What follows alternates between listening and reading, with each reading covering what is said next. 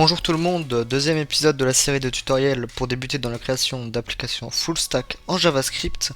Donc aujourd'hui nous allons voir l'orienté objet. Donc je suis sur mon éditeur de code, Visual Studio Code, comme d'habitude. Alors pareil, je suis dans le dossier code avec le fichier index.js et nous allons pouvoir lancer notre code avec node index. Voilà. Et donc aujourd'hui l'orienté objet, nous allons voir ce que c'est. Alors la dernière fois, nous avons vu les bases de la programmation et je vous ai dit que pour déclarer un objet, on faisait comme ça. Donc on faisait const objet égale entre accolades l'objet. Et après c'était clé valeur. Ok, très bien. Key value. Ok. Key, bien évidemment, c'est le nom qu'on donne. On peut donner n'importe quel nom à cette clé et ensuite la valeur. D'ailleurs, c'est aujourd'hui que nous allons enfin nous servir de la documentation. Parce que je vais vous dire quelque chose. Donc la dernière fois je vous ai dit qu'il y a plusieurs types de variables. Il y a les strings, d'accord. Je vais juste rapidement les refaire. String, les chaînes de caractères en français, les nombres. Ok. Les booléens. Donc soit true, soit false. Voilà, je claire un peu. Les tableaux, donc bien évidemment il y en a d'autres, mais c'est pour ça que je vais vous montrer dans la documentation après. Et les objets, d'ailleurs on va mettre ça juste après. Voilà. Ok, voilà, donc ça c'est vraiment les types principaux, les types de base. Ok, et ben en fait, ce qu'il faut bien comprendre, c'est que string, number, booléen, array, ben en fait c'est des objets. En fait, ça n'existe pas... ça n'existe pas vraiment en fait. Le seul type qu'il y a en JavaScript, c'est les objets. D'accord. Donc JavaScript est un langage de programmation qui fait partie des langages qu'on appelle orientés objets. En fait, tout ce qu'on utilise en JavaScript est un objet. Donc c'est la POO, programmation orientée objet. Et ça va nous permettre de mieux organiser notre code et d'éviter les répétitions, comme je vous l'ai dit la dernière fois avec les boucles, par exemple. Si je veux afficher, imaginons, console.log hello world, et que je veux l'afficher plusieurs fois à la suite, je vous ai dit que il ne faut pas faire ça comme ça. On a une fonctionnalité qui permet de faire ça plusieurs fois grâce aux boucles. Et bien, pareil pour les fonctions par exemple qui permettent de répéter du code, et bien là c'est pareil. La programmation orientée objet permet d'éviter des répétitions et justement je vais vous montrer comment. Et donc, avant ça, je vais vous montrer la documentation officielle. Donc la documentation officielle en fait ça s'appelle MDN. Donc c'est fait par Mozilla. Et donc d'ailleurs il y a HTML, CSS, JavaScript, globalement, les trois technologies du web. Et donc il y a toute une documentation sur le JavaScript pour débuter, tous les objets, enfin tout est là-dedans. Ok. Et là je suis sur la page objets globaux. Je pense que je le mettrai dans la description. Et en fait ça regroupe toutes les fonctions, et tous les objets qu'il existe par défaut en JavaScript. Et on peut en retrouver quelques-uns. Number, string, array par exemple. Et bien évidemment vous en voyez plein d'autres, mais pour l'instant je vous ai montré seulement cela. Promise, je vous en ai parlé dans l'introduction, nous allons le voir. Mais vous voyez que tout est là-dedans, d'accord. Et bah, donc c'est à peu près ça en fait. Donc il y a à peu près tout. Et justement, on peut voir aussi object. Okay. Parce que object en fait c'est aussi un type de variable. En fait c'est un objet d'un objet. Enfin c'est un peu compliqué mais je vais directement vous montrer ça. Donc on va effacer tout ce code là. Et maintenant on va dire que j'ai un objet. Donc const divlo, okay, qui a un name, qui sera divlo par exemple, et qui a un âge, par exemple 17. Ok. Voilà. J'ai un objet. Et maintenant, si je veux avoir plusieurs utilisateurs dans mon application, il faudrait que je copie cet objet-là, avec un nom et un âge, et que je change ça par, je sais pas, Albert. Je suis pas très original, j'ai rien contre les Albert. C'est pour l'exemple. Albert. Et, par exemple, on s'en fout. Voilà, par exemple. Bref, et donc j'ai deux objets qui représentent deux personnes avec un nom. et un âge. Ok, voilà, très simple. Mais maintenant, imaginez, c'est beaucoup plus complet, ça a un nom, ça a un âge, ça a une adresse email, peu importe, ça peut avoir plusieurs, et même des dizaines et dizaines de champs, comme ça, de clés valeurs. Bah, le problème c'est que si maintenant, dès que je recrée une nouvelle personne, il faudrait que je copie ce code là et que je change les valeurs comme ça. Et bah c'est pas comme ça qu'on fait, d'accord. Il y a justement, l'orient objet va nous permettre de ne pas répéter ce code là et de tout réunir dans un seul endroit, d'accord. Donc, pour ça, on a ce qui s'appelle des classes. Ok, c'est des classes, je vais directement vous montrer. Je vais d'abord écrire le code, ensuite je vous explique. Donc classe, personne. Ok. Je vous explique après. Hein. D'abord, j'écris le code, ça va être plus simple. Et mince, j'écris pas très vite en fait.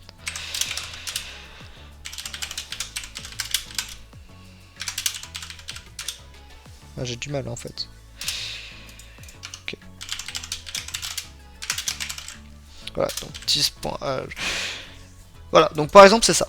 Ok, en fait, là, ce que j'ai fait, c'est une classe. Une classe, ça permet de définir comment l'objet va ressembler. D'accord. Et là, en fait, j'ai fait un constructeur. En fait, une classe, c'est quelque chose qui va nous permettre de construire un objet. Ok. C'est grâce à ça qu'on va construire un objet. Comme on l'a fait avant avec... alors, juste... Voilà.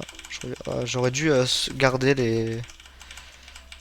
Voilà, on va garder ça, on va mettre ça en commentaire. Ça va être plus simple. Voilà. Donc comme j'ai fait avant, sauf qu'avant c'était moi qui l'avais fait. Bah là j'ai défini directement un modèle. En fait c'est un modèle qui va nous permettre de construire plusieurs personnes avec un nom et un âge. Ok. Et donc pour définir à quoi va ressembler un objet, on fait donc ça s'appelle une méthode. En fait c'est une fonction qui se trouve dans une classe. Comme je vous l'avais dit la dernière fois, pour faire une fonction on fait par exemple comme ça. Voilà, ça c'est une fonction, ok. Et bah dans un objet, une fonction ça se définit comme ça. Okay. Ça s'appelle une méthode, d'accord. On appelle ça une méthode et c'est comme une fonction en fait, ça marche de la même façon, sauf que c'est dans un objet, ok. Et d'ailleurs, même façon, on va décommenter ça. Je pourrais faire une fonction là-dedans, donc je fais virgule, salut. Ça marcherait de la même façon, d'accord. J'aurais aussi une fonction là-dedans. Voilà. Et pareil, si je veux accéder à la fonction et que je veux l'exécuter, je fais Albert par exemple, point salut. Et pareil pour exécuter une fonction, entre parenthèses. Voilà. Donc là j'exécute la fonction de Albert. Bah là ça sera de la même façon, je peux rajouter des fonctions. Voilà, donc bon, pour l'instant c'est pas ce qu'on va faire, je vais vous montrer après, mais pour l'instant on fait juste ça. Voilà, donc on a notre classe personne. Maintenant ce que je veux faire c'est construire une nouvelle personne à partir de cette classe là. On va faire une variable, on va l'appeler pareil, divlo par exemple. Ok. Et là c'est important, on va faire le mot new. New, donc nouvelle, nouveau, nouvelle personne. Et premier argument en fait c'est le nom, c'est ce qu'on a dit là, hein, c'est le nom. Donc par exemple divlo. Et l'âge 17. Ok. Donc on va enlever ça, on n'a plus besoin maintenant. Peut-être Albert on va le laisser. Voilà, mais on va mettre ça en commentaire quand même. Et voilà, et donc ici on a notre divlo. Et maintenant, si je console.log divlo et que je lance le programme, voilà, on a nom, divlo, âge 17, d'accord. C'est pareil. Et maintenant si, donc là Albert, j'ai pas utilisé la classe personne, hein. J'ai utilisé directement une construction d'un objet. Et donc on va faire Albert. Pareil, j'ai nom Albert H45. Sauf que vous avez remarqué, juste devant, il y a marqué personne. C'est justement la classe. C'est le nom de la classe en fait. Et d'ailleurs, donc j'ai oublié de vous dire, la dernière fois je vous ai dit qu'il y a des conventions en programmation. Par exemple, je vous ai dit que pour déclarer une variable, ça se fait en camel case, l'écriture de chameau. Donc premier mot, première lettre en minuscule, puis la suite des lettres en majuscule, la première lettre, vous vous souvenez. Voilà. Etc. Ça continue comme ça. Bah là c'est pareil, il y a aussi des conventions pour définir des classes. Et bah cette convention, ça s'appelle le Pascal case, c'est-à-dire que c'est toujours... C'est comme le camel case, c'est exactement de la même façon, sauf que cette fois-ci, le premier mot c'est avec une majuscule. toujours. Voilà, c'est une convention. De la même façon, on aurait pu écrire ça comme ça. Ça marcherait exactement de la même façon, le code fonctionnerait pareil. Mais, il faut respecter les conventions, et donc, on écrit ça comme ça. Voilà, donc pareil, on peut déclarer une autre personne, qu'on va appeler Albert. D'accord. On va mettre les mêmes valeurs qu'avant. Hein. Voilà.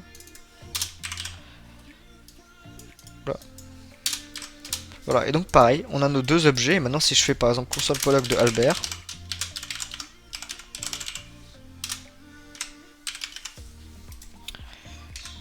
pareil, ça nous affiche Albert, tout simplement.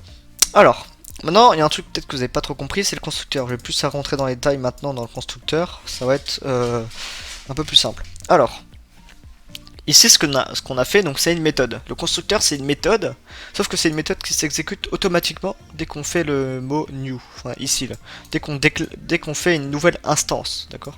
Ce qu'on appelle ici, là, Divlo et Albert, ce sont des instances de la classe personne. Ok, donc ça, c'est la classe. Ça, c'est une instance. Et donc ici, c'est une méthode. C'est une fonction dans une classe. Ok. Et ici, nous avons la méthode constructor, c'est une méthode qui permet de construire un nouvel objet qui s'exécute automatiquement dès qu'on fait une nouvelle instance. Okay.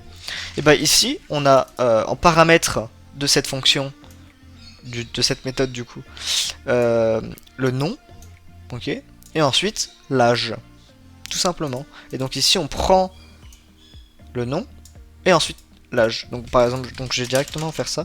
Je vais faire console.log de nom. Ok. Et je vais... Voilà.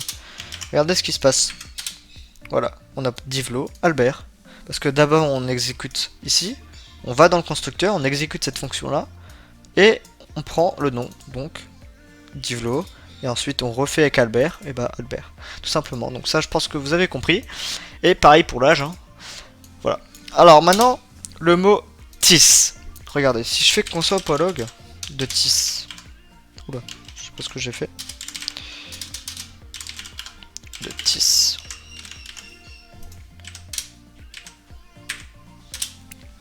Voilà. J'ai un objet vide. Maintenant, si je le mets à la fin, je vais directement vous expliquer ce que c'est le mot tis. Voilà, j'ai notre objet. En fait, tis, c'est l'instance qui représente... qui est en ce moment même. C'est-à-dire que tis... c'est l'objet qu'on est actuellement. En fait, c'est une référence à l'objet qu'on est actuellement. Et donc ici, vu qu'on lui a donné encore aucune valeur à l'objet Divlo par exemple ici, et bah c'est vide. Ok, y a rien. Par contre, une fois qu'on a mis les deux valeurs ici, donc tis.nom, ça permet d'attribuer une valeur à l'objet et tout simplement de lui mettre des valeurs. Donc on va juste mettre ça, bon, on peut le laisser. J'ai juste vous expliquer un autre truc, c'est qu'on va refaire un objet normalement, sans faire une classe. On va faire const objet. Ok, on va faire un objet vide. Mince, un objet vide. En fait, ce que je peux faire, c'est objet, point, le nom de la clé que je veux, par exemple, ouais, donc nom, égale, n'importe quoi, ok. Et ben ça c'est autorisé. On n'est pas obligé de mettre tout directement dans l'objet quand on le déclare. On peut accéder à une clé qui n'existe pas encore, par exemple le nom, et lui attribuer une valeur. Et ben c'est exactement ce qu'on fait ici. C'est que tis, ça représente l'objet qu'on est en train de créer en cours, donc l'instance, et on prend le nom qu'on veut lui donner à l'instance, c'est-à-dire que en fait ici on peut donner des valeurs complètement différentes. On peut appeler ça, ok, ça fera exactement la même façon. Et on aura aussi le même objet qu'avant. Parce qu'en fait, ça c'est les paramètres de la méthode constructeur, et tis.nom, c'est le nom de la clé qu'on va donner à l'objet. Ok, j'espère que je suis clair. C'est pas très compliqué à comprendre, hein, je pense. C'est relativement simple normalement, mais c'est un concept assez important. Voilà, donc on peut supprimer ça, et là j'ai créé mes deux personnes. Okay. Maintenant, on va, juste pour vous montrer un peu, on va créer une méthode qu'on va appeler présentation. Ok. Présentation. Qui prendra aucun paramètre. Donc comme je vous l'ai dit, ça c'est ce qu'on appelle des arguments. Et dans la fonction ici, c'est ce qu'on appelle des paramètres. Ok, il faut bien distinguer les deux. Argument, paramètre. Voilà. Donc ici, elle prend aucun paramètre, cette méthode, présentation. Et donc, on va tout simplement return. Voilà, et donc là je vais vous montrer donc je vais montrer, pour faire des chaînes de caractères, il y a deux façons. Il y a les doubles guillemets et les simples guillemets. D'accord? Je pense que vous vous en souvenez. Bah maintenant je vais vous montrer une autre façon de faire, c'est les backsticks. Donc c'est algr7, tout simplement pour en faire. C'est un autre type de guillemets qui va nous permettre d'intégrer des variables dans la chaîne de caractères. Je vais directement vous montrer. Donc on va faire bonjour. Mon nom c'est... En fait on va tout simplement faire une méthode qui va permettre de présenter la personne. Donc mon nom c'est... Et là, important, on fait dollar entre accolades. Et c'est là-dedans qu'on va mettre notre variable. Donc là par exemple notre variable c'est tis.nom. D'accord, donc tis pareil, c'est l'objet courant où on est. Et .nom, bah la clé qu'on lui a donnée. Et donc ici on a intégré une variable dans notre chaîne de caractères. Ok, donc bonjour, mon nom c'est tis.nom et j'ai tis.age en, ok, par exemple. Et donc maintenant on va exécuter cette fonction sur divlo, on va à la console.log ça. Donc console.log de divlo.présentation. Oula, présentation. Et maintenant pour l'exécuter, on fait les parenthèses vides parce qu'elle prend aucun paramètre. Et donc on peut exécuter ce code. Et voilà. Bonjour, mon nom c'est Divlo et j'ai 17 ans. On va faire pareil avec Albert. Voilà. Bonjour, mon nom c'est Albert et j'ai 45 ans. Ok, donc ça marche parfaitement et c'est comme ça qu'on déclare des objets et qu'on déclare des classes. Et c'est exactement ce qui se passe en fait avec string number. Je vais directement vous montrer. Enfin, je vais mettre ça en commentaire une fois. Quand on fait const salut égale salut. Ok, donc là ce que j'ai fait c'est que j'ai déclaré une variable qui s'appelle salut et je lui ai assigné une chaîne de caractères, une string. Bah en fait, on peut aussi faire une string comme ça. Ça fonctionnera exactement de la même façon. Ok.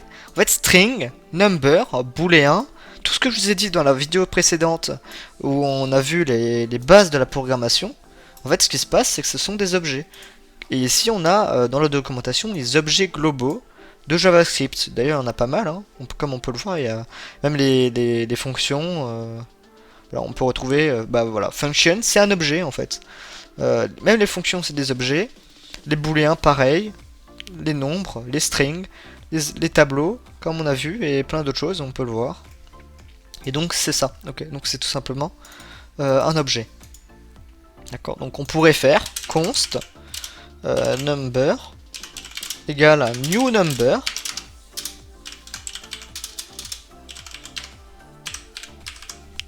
Voilà, par exemple, c'est un nombre, ça fonctionnera, c'est comme si on écrivait 45 tout seul. Ok, c'est exactement la même chose. Parce qu'en fait, ce que fait JavaScript, c'est tout. Quand il voit 45 tout seul comme ça, il initialise un nouvel objet, enfin une nouvelle instance, pardon, de l'objet number. Pareil ici, hein, pareil pour la string, ok. Voilà, c'est comme ça que ça fonctionne le JavaScript, et même plein d'autres langages de programmation. Et donc, c'est ce qu'on appelle la programmation orientée objet pour éviter les répétitions. Voilà, donc maintenant qu'on a vu ça. Alors on a vu que new person, ce serait bien, on peut créer des personnes, etc. Maintenant ce que j'ai envie de faire, c'est, dans mon application, il y a des développeurs. Ok. Sauf qu'un développeur, c'est une personne. Ok. Sauf que ce développeur-là, il a aussi un langage favori. Voilà. Donc j'ai envie de faire un développeur qui est une personne, qui a aussi un nom et un âge, mais qu'en plus, il a un langage favori et il a une fonction présentation langage favori. Ok, c'est ce que j'ai envie de faire. Donc pour ça, on peut faire classe. On va enlever console.log, on n'a pas besoin. Donc classe développeur, pareil du camel case. D'accord, donc on commence toujours première lettre en majuscule. Classe développeur, et là c'est important en fait, on va étendre la personne. Ok, parce que c'est aussi une personne. On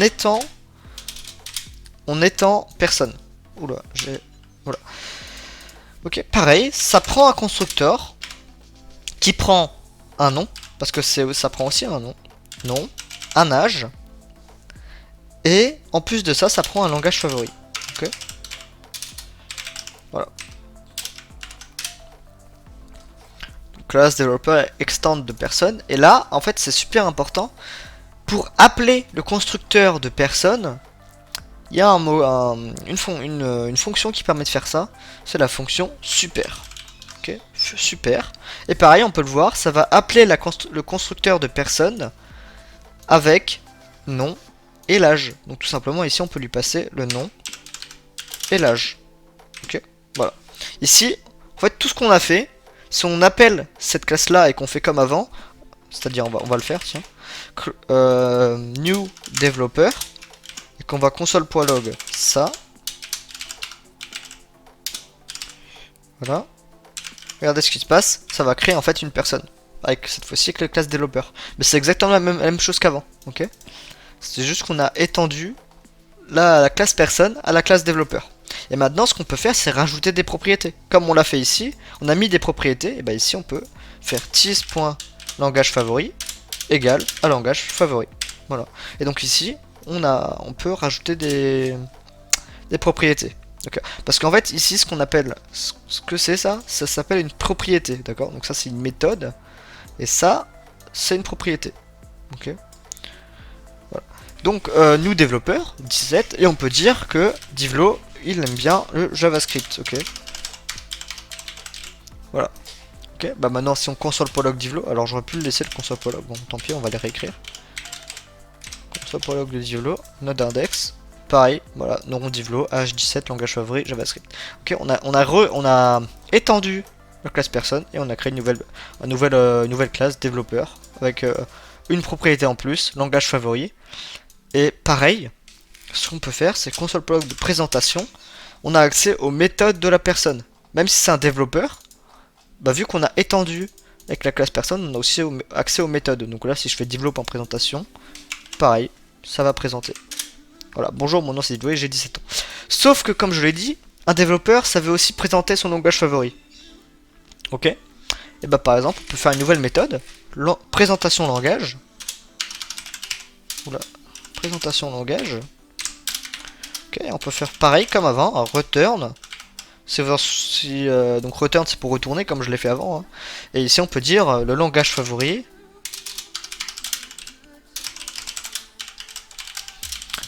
Bah pareil, là on peut accéder aux propriétés de la classe personne de tease.nom du coup et le tease.langage favori. Voilà, ici nous avons créé une méthode présentation langage qui présente le langage favori du développeur. Donc ici on peut appeler présentation langage. Voilà, et donc on exécute ça. Voilà, le langage favori de Divlo et le JavaScript. Voilà. Donc ça s'appelle l'héritage. D'accord? Donc ici, on fait un héritage. C'est que on étend la classe personne et on recrée une classe à partir d'une autre classe. Ok. Voilà, bah c'est ce qu'on a fait. C'est l'orienté objet, c'est un concept très important en programmation. Et pas qu'en JavaScript, dans d'autres langages de programmation aussi, et donc c'est très important. Voilà. Et maintenant, nous allons enfin un peu plus voir dans la documentation et je vais vous montrer quelques petites choses avec les objets globaux, comme les tableaux, les strings, etc. Et ça va être plutôt intéressant. Ok, donc on va supprimer tout ce code-là, on n'en a plus trop besoin. Je vais juste laisser la classe personne, je vais sûrement en avoir besoin après pour vous expliquer un petit truc. On peut supprimer la méthode présentation et je vais mettre ça en commentaire pour l'instant. Voilà. Ok, alors on peut continuer. Maintenant, on a vu que string, donc on va aller voir là, string, c'est un objet global. Ok, un objet global. Donc on va cliquer dessus. Voilà, string, et tu vois, il nous explique ce que c'est. Il est un constructeur de chaîne de caractères. D'ailleurs, la documentation est en français et en plein d'autres langues, donc c'est plutôt cool. Et on peut voir comment déclarer des chaînes de caractères, donc avec des simples guillemets, des doubles. Ça peut être de n'importe quel langage. Et on fait tout simplement new string, le texte qu'on veut. Voilà, simplement. Et même les backsticks, les littéraux de chaîne, ce qu'on a vu juste avant. Ok. Voilà. Ce qu'on a vu juste avant. bah, c'est exactement pareil. Et à côté, regardez, on a les propriétés. Ok, par exemple string.length. Je vais directement vous montrer après, mais on va faire, voilà, on va faire ça. On va faire const salut. Oula, mince. Alors on va faire const salut. Ok, on a fait ça. Donc là, on a chaîne de caractères. Maintenant, si je fais salut.length et qu'on va, ouais, on va console.log ça. Ok, et ben regardez ce qui se passe. Ça va tout simplement m'afficher le nombre de lettres, enfin de caractères qu'il y a dans cette chaîne de caractères tout simplement. Voilà, donc ça c'est une propriété. Et comme on le voit dans la documentation, ça fait partie des propriétés de l'objet global string tout simplement. Ok. Et bah ici on a aussi les méthodes. Comme je vous l'ai montré avec présentation et présentation langage, il y a plusieurs méthodes. Et alors donc faites pas trop gaffe au prototype, c'est pas très important au début, mais en gros c'est string.onshore, string.big, etc. Et d'ailleurs on peut voir un pouce vers le bas là, ça veut dire tout simplement que c'est obsolète et que ça va bientôt être supprimé ou que il ne faut plus l'utiliser tout simplement. Donc, mais par contre il y a plein d'autres fonctions qu'on peut utiliser. Et donc il y a vraiment pas mal de fonctions. Et nous allons voir tout ça. Ok, donc ça c'était la première propriété que je voulais vous montrer. Alors comme je vous l'ai dit, ça ne sert à rien d'apprendre ça par cœur, parce que en fait, tout ce que je vais vous expliquer là-dedans, ça sera dans la documentation. Ce que j'aimerais que vous reteniez de cette vidéo, c'est que c'est comment déclarer une classe. Ok, à quoi ça sert, le constructeur, l'héritage, et que au final, les strings, les numbers et les booléens, ce sont des objets. Ok, bah regardez, on va descendre un peu ici. Regardez, héritage. Et bah ça hérite de l'objet fonction qui alors je m'y connais pas trop parce que ça devient un peu complexe là, mais en gros voilà, donc et on a accès aux mêmes propriétés que pour l'objet parce qu'en fait tout simplement c'est un objet. Ok, vous voyez, on a accès aux mêmes méthodes que sur l'objet. D'accord. Et ici, alors tout simplement, le métier d'un développeur, en fait, c'est de savoir se servir de la documentation. Et donc ici, je vais vous montrer quelques propriétés à connaître qui peuvent être très utiles dans de nombreux cas. Mais en aucun cas, il faudrait que vous les reteniez par cœur. D'accord. Le but, c'est que vous sachiez qu'elle existe et qu'à tout moment, vous allez dans la documentation et que vous savez à peu près chercher comme ça, là, et que comment dire, que vous allez chercher comme ça. Donc voilà. Alors on peut, bah voilà, donc to lowercase, ça c'est une méthode qui existe sur les strings. Voilà, donc en plus c'est très bien expliqué, c'est en français, donc c'est génial. La méthode to lowercase retourne la chaîne de caractères courante en minuscule. Maintenant on va écrire tout ça en majuscule. Voilà, et ça on va écrire en minuscule par exemple. Si maintenant je fais salut.to qu'est-ce que j'ai fait? To lowercase, ouais, to lowercase, et que j'exécute ça, voilà, d'accord, tout simplement, ça me transforme la chaîne de caractères en minuscule. Voilà. Alors j'ai fait exprès de mettre ça en minuscule, j'aurais pu le mettre en majuscule si je pour vous montrer qu'en fait ça reste tout simplement en minuscule, voilà. Ok, bah voilà, donc ça fait partie des fonctions qui existent, enfin des méthodes, parce que ça s'appelle plus des fonctions, ça s'appelle des méthodes, hein. Mais c'est comme une méthode, comme une fonction, ok, je m'embrouille un peu. Donc c'est comme une fonction, sauf que c'est dans une classe, ok. Voilà, on appelle ça une méthode, c'est plus clair, et c'est plus, d'ailleurs eux-mêmes, ils le disent, la méthode, ok, ils disent pas la fonction, c'est la méthode. Voilà, petite parenthèse. Voilà, et donc comme je vous l'ai dit, ça sert à rien de les retenir, mais il faut au moins savoir que ça existe, d'accord. Faut vous dire, ah oui, string, ah ok, je peux faire string.length, ok, ouais, peut-être, je sais plus exactement à quoi ça sert string.length, mais ah ok, ouais, c'est vrai, ça existe. Ok, donc dès que je sais plus, voilà, on peut rechercher de notre documentation, et voilà, donc, et là ça nous explique très clairement ce que ça fait et à quoi ça sert. Voilà, donc là je vais vous dire une série de méthodes qui seront sur les strings, les tableaux, les nombres, etc. Je vais vous montrer plein d'autres choses juste après, mais le but c'est que vous sachiez que ça existe, mais pas forcément le retenir par cœur. Ok, voilà, c'est juste pour vous montrer les choses qui existent tout simplement. Voilà, donc on peut continuer. Donc maintenant j'ai fait beaucoup de blabla, donc on va enfin je vais pouvoir enfin vous montrer tout ça. Donc on a vu point to lowercase, je pense vous en doutez, hein, ça paraît assez logique. En fait on peut faire le contraire, on peut tout mettre en majuscule. Ok, ça c'est la fonction, la méthode qui permet de mettre tout en majuscule. Ouais, donc le T qui était en minuscule, il est devenu en majuscule. Ok, voilà.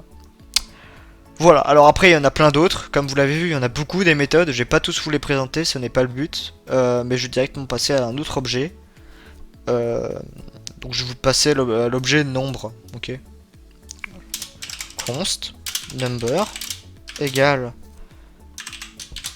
Voilà, j'ai fait exprès de mettre un nombre à virgule. Et on va aller dans. Donc pour chercher dans la documentation, on peut faire rechercher ici là. Donc on va taper number. Et ici. Voilà, l'objet global JavaScript number. Et donc ici on arrive sur la page number de l'objet global number qui nous dit comment l'utiliser. Et qui fonctionne très bien. Et donc ici on a. Alors par rapport au string, on a plus de propriétés. Vous voyez, on a plein d'autres propriétés ici, là, mais on va pas trop s'en servir ici. Ça, j'avoue que je me suis jamais servi des propriétés de nombre. Mais voilà, donc c'est bien de savoir que ça existe. Et ensuite, on a plein de méthodes. C'est justement ça, enfin plein de méthodes. C'est vrai que je pensais qu'il y en avait plus. Mais voilà, donc il y a plein de méthodes. Et on va voir cela. Voilà, donc je vais vous montrer la méthode toFixed. Ok. Donc la méthode toFix permet de formater un nombre en notation à point fixe. Je m'explique. Ici nous avons 25,178. Maintenant, si je veux, alors d'ailleurs on va console.log number. Ok. Voilà, 25,178. Maintenant, si je veux avoir l'arrondi, en fait, il y a la méthode toFixed. Et maintenant, on va faire par exemple 3.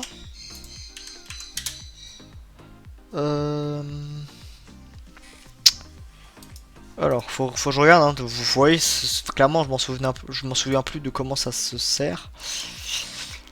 Je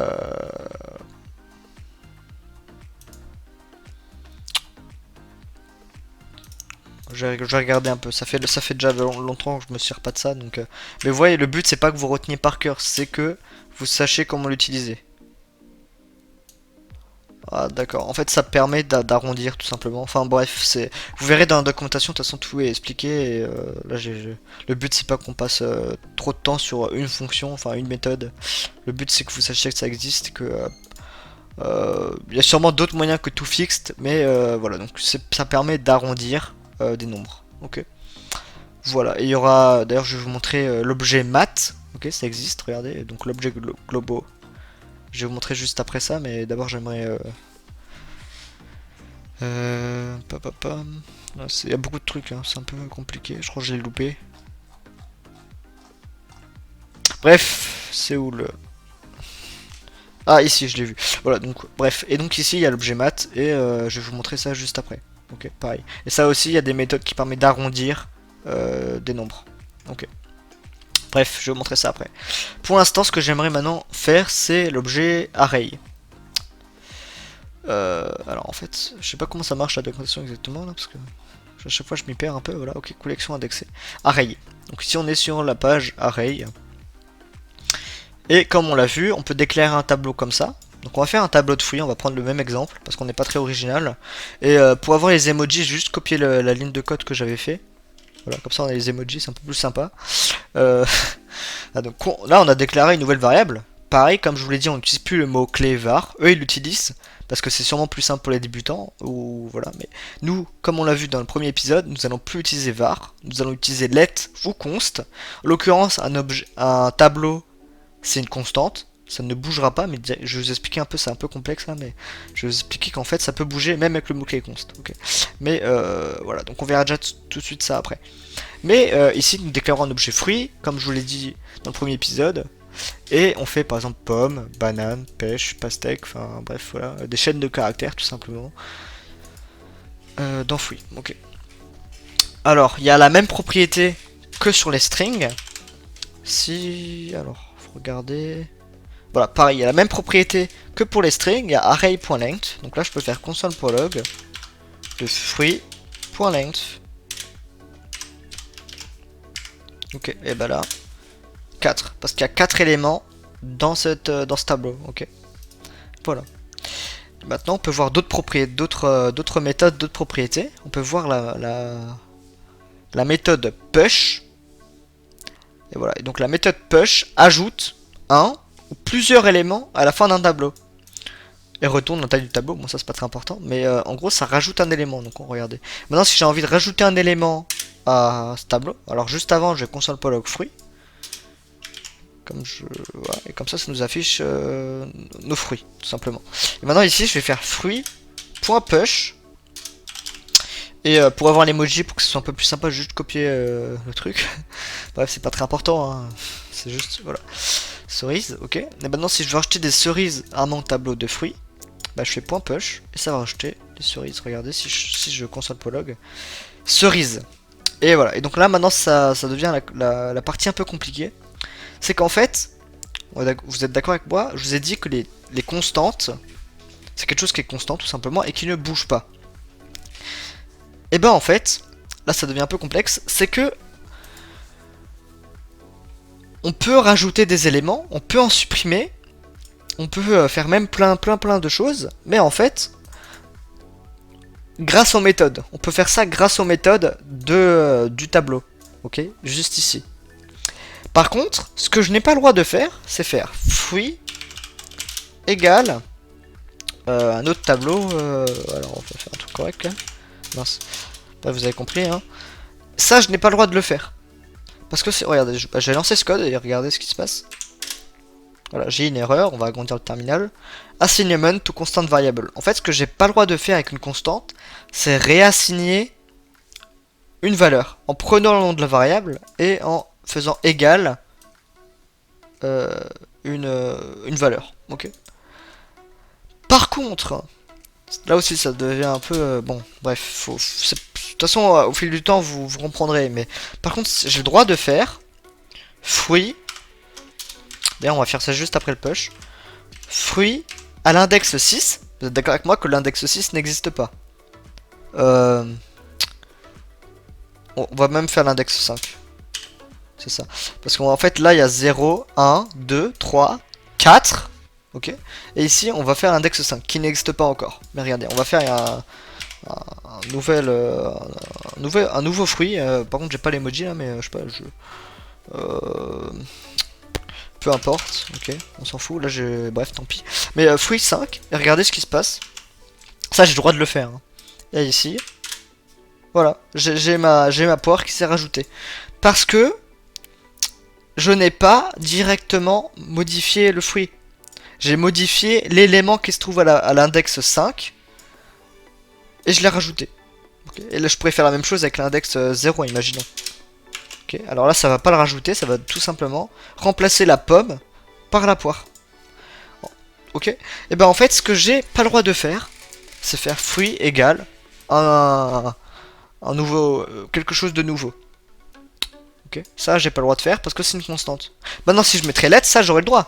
Et du coup, si je fais node index, j'ai bien poire qui s'affiche. Voilà, donc ça c'était un peu la partie un peu... bon, j'espère que vous avez compris, n'hésitez pas à poser des questions dans les commentaires, j'y répondrai avec plaisir, hein, si vous avez, peu importe, hein, j'essaierai d'y répondre. Ok. On peut reprendre, donc là je vais vous montrer quelques méthodes très utilisées sur les tableaux, vous voyez qu'il y en a beaucoup. Et les tableaux c'est quelque chose qu'on va utiliser très souvent, bah tout simplement parce que c'est une liste d'éléments et souvent dans vos applications, vous avez une liste d'éléments, enfin par exemple une liste d'utilisateurs, une liste d'articles de blog par exemple, etc. Ça peut être n'importe quoi et donc les tableaux c'est quelque chose que vous allez énormément utiliser. Voilà. Bon, donc on a vu la méthode push qui permet de rajouter un élément. Encore une fois, vous n'avez pas besoin de retenir tout par cœur. De toute façon, à force d'utiliser, enfin de programmer et de pratiquer, vous allez retenir automatiquement. Moi, la méthode push, je l'ai retenue depuis assez longtemps parce que c'est une méthode qu'on utilise tout le temps et voilà. Donc tout simplement, le but c'est pas que vous reteniez par cœur exactement comment utiliser la méthode push, par exemple, c'est savoir qu'elle existe, d'accord? C'est savoir, ah oui, la méthode push, je sais plus ce que ça veut dire, mais ok, ça existe, ok. Et ben en fait, dès que vous en souviendrez plus, vous cherchez tout simplement array, ok, vous recherchez, vous arrivez là-dessus, là, array,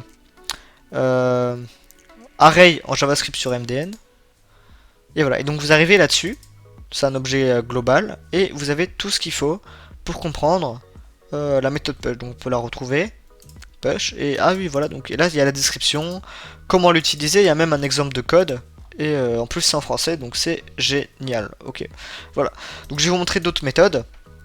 Je vais vous montrer la méthode pour supprimer un élément d'un tableau. Ok, donc on va faire, alors on va faire une fonction. Si vous vous en souvenez, une fonction, il y a deux syntaxes pour en écrire. Moi je vais utiliser la fonction fléchée. Okay, donc je vais faire une fonction que je vais appeler remove. Je sais pas, remove by index. Okay, égale ce qui va prendre en argument un tableau et qui va prendre un index. Ok. Alors, je vous avais dit que pour les fonctions fléchées, ça s'écrit comme ça. Ok. Sauf que ça, c'est sur plusieurs lignes. En fait, il y a une syntaxe un peu plus courte. Si jamais votre fonction, elle se trouve sur une seule ligne, vous pouvez écrire ça comme ça. Ce sera un peu plus court. Ok. Et bah ici, ce sera sur une seule ligne, donc on va faire ça comme ça. On va faire array.splice. C'est une méthode qui se trouve dans les tableaux. On peut la trouver juste ici. Splice, voilà, ici. Donc la méthode splice modifie le contenu d'un tableau en retirant des éléments ou en ajoutant des nouveaux éléments au tableau. Okay. On peut ainsi vider ou remplacer une partie d'un tableau. Donc ici je fais array.splice, l'index est 1. Et donc je vous explique juste après, hein, mais pas non, regarde, si je fais remove by index et que je veux supprimer les pommes, bah regardez, je fais remove by index, je mets fruit et je modifiais l'index 0. Je supprimais l'index 0. Je supprimais les pommes. Ça se trouve à l'index 0. Et donc ici, si je fais console.log fruit, et ben voilà, ça a supprimé les pommes. Alors, array.splice. Donc ici, ce qu'on a fait, c'est array.splice. En fait, array, c'est le paramètre qu'on prend dans la fonction. Et ici, on lui passe le tableau qu'on veut modifier. Où on veut supprimer l'élément. Et l'index, c'est l'index qu'on veut supprimer. Et donc array.splice, en fait, ça permet de faire plein de choses. Alors ça, c'est un peu un truc qu'il faut retenir, parce que souvent, on voulait supprimer des éléments d'un tableau.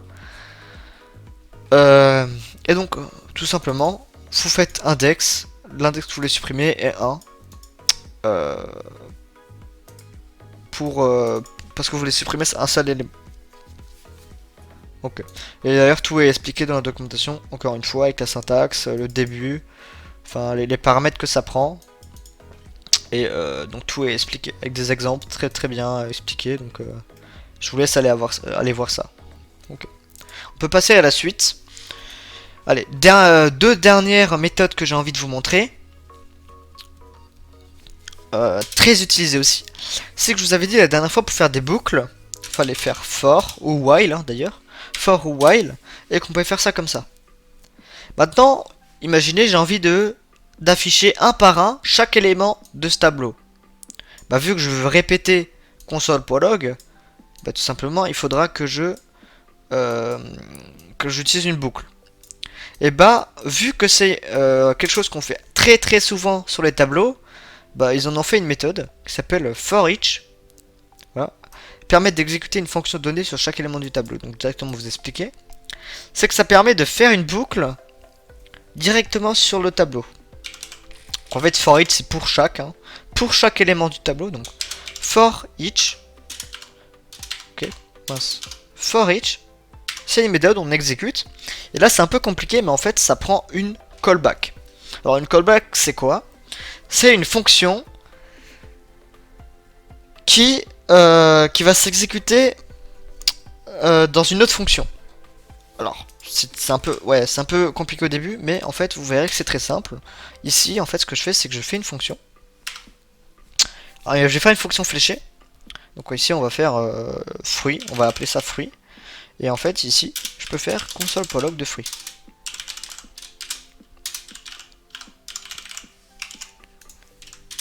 Voilà. Pomme, banane, pêche, pastèque. J'ai tous mes éléments. En fait, c'est exactement ça.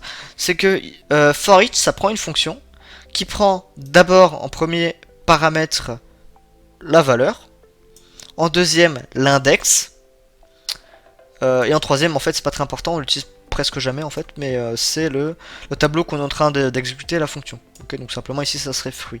Et donc ici, alors on peut l'appeler comme on veut, c'est juste l'ordre qui importe. En fait, ici je l'ai appelé fruit sans S parce que c'est en fait c'est chaque fruit qui se trouve dans ce tableau. En fait c'est chaque élément. Ok. Voilà, je pense que vous avez compris, j'essaie d'être clair, hein, n'hésitez pas à poser des questions dans les commentaires. Ça fait déjà 45 minutes que j'enregistre, donc voilà. Ok, on peut passer à la suite. Dernière méthode qui est très importante sur le tableau, que je vais directement vous expliquer. C'est que j'ai envie de créer un nouveau tableau. Donc on va faire const. D'ailleurs on peut remettre ça en const, hein. Là j'ai mis let, mais on peut remettre ça en const. Const new fruit array égale à fruit.map. Je vous explique juste après. D'abord j'écris le code et je vous explique ça après. Okay.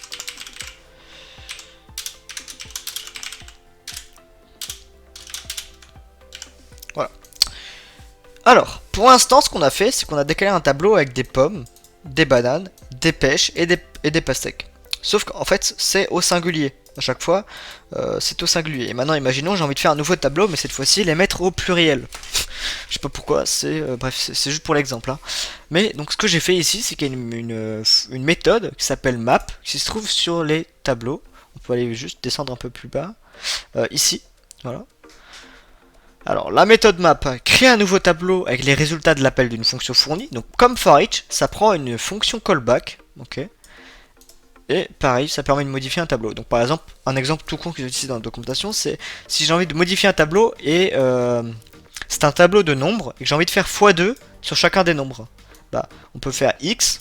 X, c'est d'abord... en fait, c'est comme une boucle en fait. La méthode map, c'est une boucle, mais qui permet de modifier le tableau. Et donc ici, par exemple, on peut voir que x, ça vaudra d'abord 1, ensuite 4, 9, 16. Et qu'ici, on prend le nombre qui est actuellement dans la boucle, dans le map, et qu'on fait x2. Donc d'abord 2, 2, 8, 18, 32, ok. Ben, c'est exactement ce qui se passe ici. Okay, d'ailleurs on peut run le code, c'est très bien fait la documentation, et on peut voir que c'est exactement ce qui se passe. Ok. Et ben nous ce qu'on veut, c'est mettre ça au pluriel, par exemple, pour l'exemple. Donc ici, voilà, donc free, plus... Alors ça c'est un autre... je vous avais dit dans la précédente vidéo qu'on peut faire des calculs mathématiques. Et je vous avais dit que pour additionner deux nombres, il fallait faire ça comme ça. Je vous avais dit de faire ça comme ça, ok. Donc 5 plus 7, voilà, tout simple. Le plus, il a deux fonctions en fait. Voilà, ça peut... Enfin, il a deux trucs... Enfin, comment dire. Il permet de faire deux choses. Il permet d'additionner des nombres. Et aussi... d'additionner des chaînes de caractères. Ok. En fait, je peux faire salut plus ça. C'est exactement en fait ça ce que ça va m'afficher. J'ai juste ouais, je vais faire ça. Je vais mettre ça en bon, puis on va le laisser. Mais regardez ce que ça va m'afficher ça. Voilà, ça va. En fait, ça va additionner les chaînes de caractères. Ça va. En fait, on appelle ça la concaténation. C'est comme ce qu'on avait vu avec les template string. Vous en souvenez, avant je vous avais montré qu'on peut faire ça comme ça. Bah c'est pareil, en fait ici je pourrais plus faire... Ouais, on va faire ça. Je vais faire ça. Je vais faire comme avant en fait. Fruit. S. Voilà. C'est exactement la même chose qu'avant. Donc ici là je vais faire console prolog de new fruit array. Voilà. Et comme par hasard, hein, je pense vous en doutez, ça met des S partout à nos fruits. Voilà, donc tableau très utilisé, les méthodes sur les tableaux très utilisées, surtout en React. Quand nous verrons ce que c'est React et ce que c'est un framework, nous utiliserons beaucoup la méthode map, beaucoup la méthode map. Vous verrez que c'est très utile. Et là c'est un exemple un peu bidon, mais vous verrez que c'est très cool. Voilà. Donc j'ai bientôt fini, ne vous inquiétez pas. J'aimerais encore vous présenter deux autres objets globaux. Très utile et très utilisé aussi, et après tout simplement ce sera assez, hein, vous aurez déjà pas mal de choses et tout simplement vous pourrez aller voir dans la documentation et explorer par vous-même parce qu'il y en a plein d'autres, hein. Je vais pas tous vous les présenter parce qu'il y en a quand même beaucoup au final, hein. surtout qu'on n'utilise pas tous. C'est assez rare qu'on utilise ces objets-là. J'ai jamais utilisé de ma vie Float 74 à 64 array, là, je sais pas ce que c'est ça. Ok. Mais si jamais vous êtes amené un jour à utiliser ce genre de choses, bah, vous pourrez aller voir dans la documentation et voir comment ça marche. Ok. Voilà, donc je vais encore vous présenter deux autres objets globaux. Donc ça, juste descendre un peu le terminal là. Et je vais supprimer ça. Alors, il y a l'objet mat.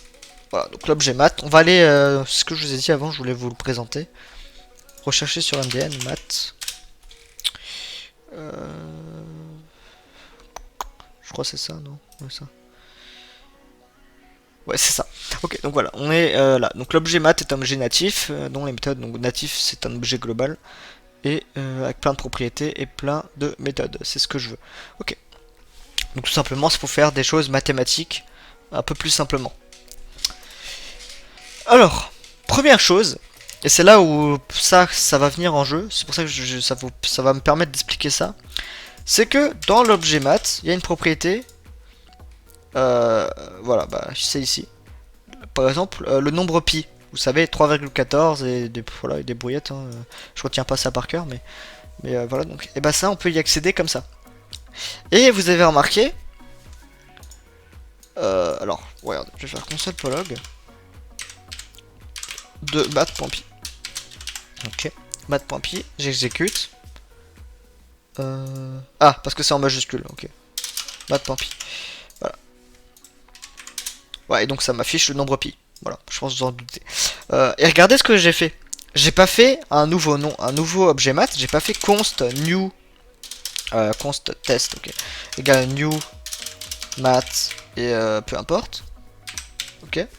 J'ai pas fait ça. J'ai pas fait ensuite test.py. D'ailleurs, je me demande, on va faire un test ensemble. Je sais pas si ça fonctionne ça. Voilà, donc bah, déjà j'ai une erreur. Ok, très bien. Ah oui, parce que l'objet mat, tout simplement, c'est pas un objet qui permet de se construire. Donc ça, c'est un objet un peu spécial. On peut pas appeler la fonction constructeur parce que ça, on n'a pas. Ok. Voilà. Mais bref, c'est pas très important là ici. Mais en gros, ce qu'il faut comprendre, c'est que ici, j'ai pas fait new mat et ensuite j'ai appelé une propriété. En fait, ce qui se passe, c'est que c'est une propriété statique. Alors, pour comprendre ce que c'est une propriété statique, j'ai repris ma classe personne, qui a un constructeur nom et un âge, peu importe. Ok. D'ailleurs, on va supprimer tout ça. On a plus besoin. Okay. Maintenant, j'ai envie d'avoir une propriété statique.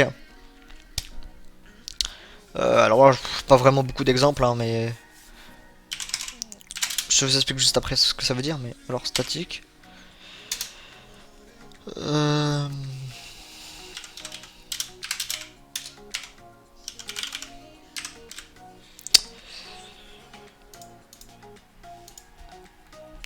Voilà, donc après une petite pause, parce que je savais plus exactement comment ça s'écrit, mais bref, donc en fait c'est statique. Donc en fait il n'y a pas de constructeur. Alors on pourra en faire un, mais ici en l'occurrence on va le faire vite. Okay. Et ici on fait statique, le nom de la propriété qu'on veut, par exemple nom, égal, et on peut lui donner une valeur. Ok. Et maintenant ce que je peux faire ici, c'est que j'ai même pas besoin de faire console, enfin new personne, je peux directement faire personne. Point nom. Ok. Et ici, voilà, ça m'affiche le truc que j'ai mis là-dedans. En fait, une propriété statique, c'est une propriété qu'on peut accéder sans avoir besoin à instancier un nouvel objet. Ok. C'est tout simplement ça. Et là, c'est exactement ce qui se passe avec l'objet mat. Donc maintenant, je peux effacer tout ça. Tout ça là. Et en fait, c'est exactement ce qui se passe avec l'objet mat. C'est que pi, comme ça, c'est une propriété statique qu'on peut accéder sans avoir besoin à instancier un nouvel objet mat. Et d'ailleurs, l'objet mat, c'est un objet un peu spécial, parce que c'est un objet qu'on ne peut pas instancier. Ok, voilà. En fait, c'est tout simplement un objet avec une liste de fonctions méthodes qui sont très utiles pour faire des calculs mathématiques. Voilà. Et plein d'autres choses. Voilà, donc tout simplement, c'est ça. Sur le GitHub, je vais directement aller sur GitHub là. Parce que là j'ai pas envie de passer trop de temps à vous expliquer parce que ça serait pas très intéressant pour vous, surtout que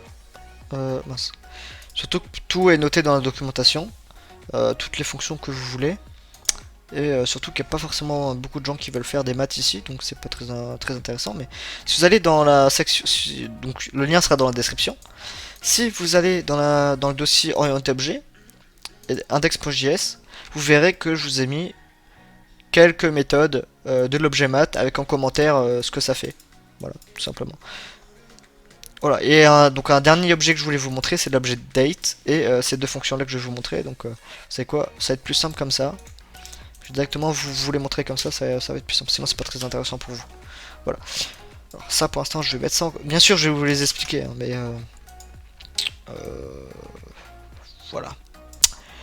Donc pareil, pas besoin de connaître tout par cœur, hein, pas besoin vraiment, mais le but c'est que vous sachiez que ça existe et que vous pouvez vous servir de la documentation pour pouvoir faire vos, vos petites choses, hein, enfin vos programmes tout simplement. Ok, alors dernier objet que je voulais vous présenter qu'on utilise aussi très souvent et qu'on va utiliser dans cette série, c'est l'objet date. Okay. Bah, ça permet tout simplement de... Alors on va aller là-dessus, on va aller dans le donc, date. Date en anglais, hein. Je sais pas si mon accent est très intéressant. Donc voilà, date, voilà, il en est ici. Donc ce constructeur permet de créer des instances date qui représentent un moment précis dans le temps. Une date en fait, tout simplement, hein, une date. Et voilà, donc après ils disent un peu plus de détails et comment ça fonctionne. Avec plein de méthodes comme d'habitude. D'ailleurs vous voyez qu'il n'y a pas de propriété sur l'objet date. Donc, mais par contre il y a des méthodes. Bah voilà, donc c'est parti, je vais vous montrer un peu ça, et après je vais vous montrer les deux fonctions ici, et nous aurons fini. Ok, allez, courage. Donc, ici, ce que je fais, c'est const today, alors en vrai je vais mettre ça en commentaire pour l'instant, const today égale à new date, j'instancie un nouvel objet de date, et en fait si j'affiche ça, si je fais console.log de today,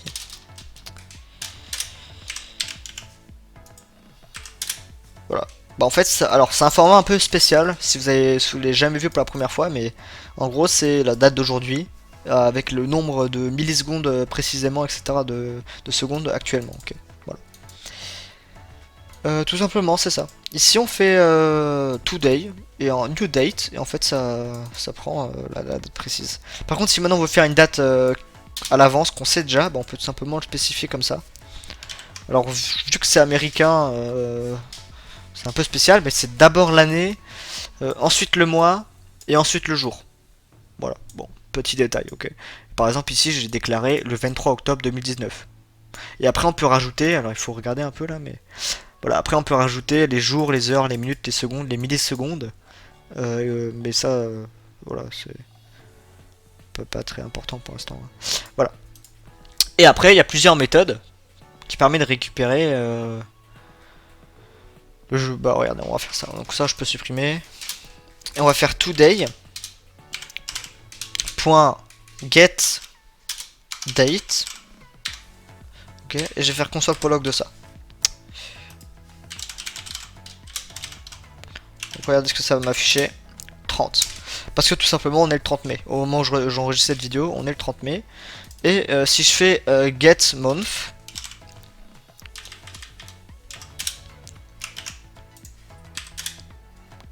Alors, pourquoi 4 et pourquoi pas 5? Parce qu'on est au mois de mai au moment où j'enregistre cette vidéo, encore une fois.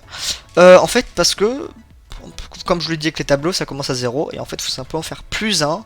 Parce que ça va de 0 à 11 et pas 1 à 12. Ok, donc tout simplement faire getMonth plus 1. Et là, ça va vous donner 5. Enfin, le mois courant. Voilà. Et donc, voilà, donc c'est tout simplement. Alors, je vous ai mis, encore une fois, sur le repo GitHub, toutes les méthodes qui sont utiles pour vous.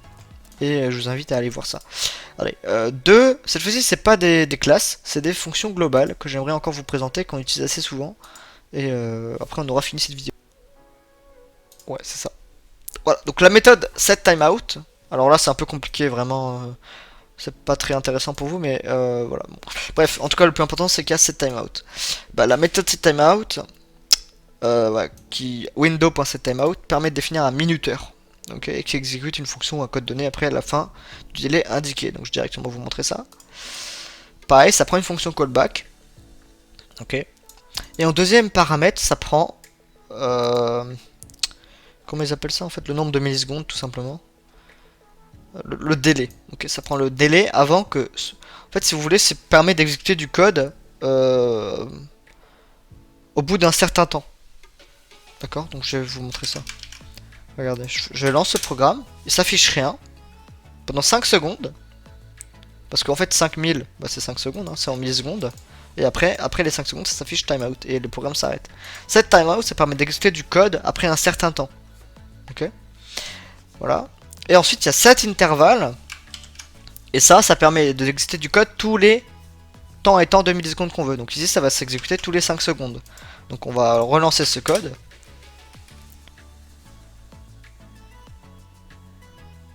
Voilà, timeout intervalle. Et là, ça va jamais s'arrêter le programme. En fait, le programme va jamais s'arrêter parce que toutes les 5 secondes, j'ai dit que tu vas me faire ce code là. Et ce code là, il fait quoi? Bah, il affiche un intervalle avec le console.log. Voilà. Donc là, c'était un programme infini qui s'arrêtera jamais. Voilà. Et maintenant, pour l'arrêter, vous pouvez faire CTRL-C et ça s'arrêtera tout simplement. Voilà. Bon, ça fait déjà 1 heure que j'enregistre cette vidéo, donc ça fait déjà pas mal, ça fera déjà beaucoup de choses pour vous. J'espère que vous avez appris beaucoup de choses. Encore une fois, tout ce que je vous ai raconté aujourd'hui, c'est sur le repo GitHub et si vous voulez, c'est un peu un moyen mémotechnique ou je sais pas comment dire, mais une fiche de révision pour vous pour voir tout ce que vous avez appris. Pas besoin d'apprendre les méthodes par cœur, ce n'est clairement pas le métier d'un développeur, et d'ailleurs ça serait très ennuyant, personne fait ça. Par contre, ce qu'il faut savoir, c'est comment déclarer des classes, la méthode constructeur, créer des méthodes, l'héritage, voilà. Et globalement, c'est à peu près tout.